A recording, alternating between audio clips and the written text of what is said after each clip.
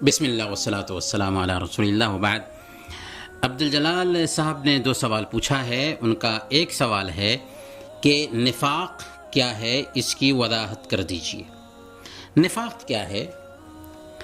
نفاق ایک ہوتا ہے عقیدے کا اور ایک ہوتا ہے عمل کا۔ عقیدے کا نفاق یہ ہے کہ ایک آدمی ظاہر میں اسلام کا اظہار کرے اور دل میں اس نے کفر چھپا رکھا ہو، یہ عقیدے کا نفاق ہے۔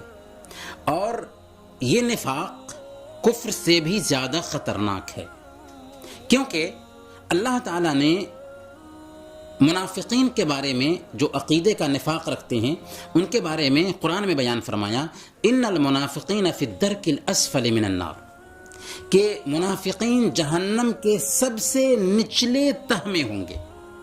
تو اس سے پتہ کیا چلا؟ اس سے پتہ یہ چلا کہ عقیدے کا نفاق نہایت خطرناک ہے، کہ ایک آدمی ظاہر میں تو اپنے آپ کو مسلمان کہتا ہو، ظاہر میں تو اپنے آپ کو مسلمانوں میں شامل سمجھتا ہو، لیکن دل میں اس نے اسلام سے نفرت رکھی ہو، دل میں اسلام کو پسند نہ کرتا ہو، اور لوگوں کے سامنے میں اپنے آپ کو مسلمان کہتا ہو۔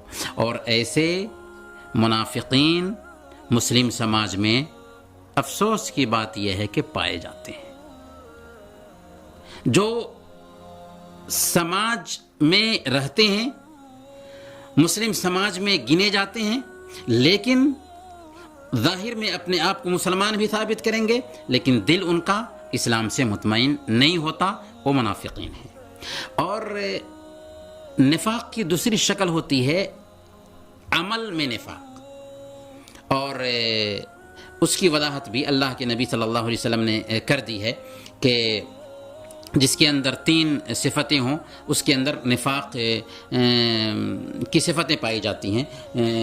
جیسے اللہ کے نبی صلی اللہ علیہ وسلم نے بیان فرمایا کہ آیت المنافق 3، اذا حدث کذب واذا وعد اخلف واذا اؤتمن خان، کہ منافق کی 3 پہچان ہے کہ جب بات کرے تو جھوٹ بولے، جب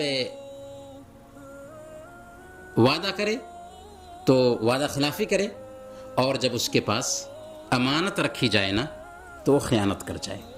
تو بات میں جھوٹ بولنا یہ بھی نفاق کی پہچان ہے، امانت میں خیانت کرنا نفاق کی پہچان ہے، اور وعدہ کرنے کے بعد وعدہ خلافی کرنا یہ نفاق کی پہچان ہے، لیکن یہ عملی نفاق ہے۔ تو سمجھ میں آیا کہ نفاق کچھ عملی نفاق بھی ہوتا ہے۔ عملی نفاق کی وجہ سے ایک آدمی اسلام سے نہیں نکلتا، لیکن وہ فاسق ہوتا ہے، فاجر ہوتا ہے، گناہ گار ہوتا ہے۔ اور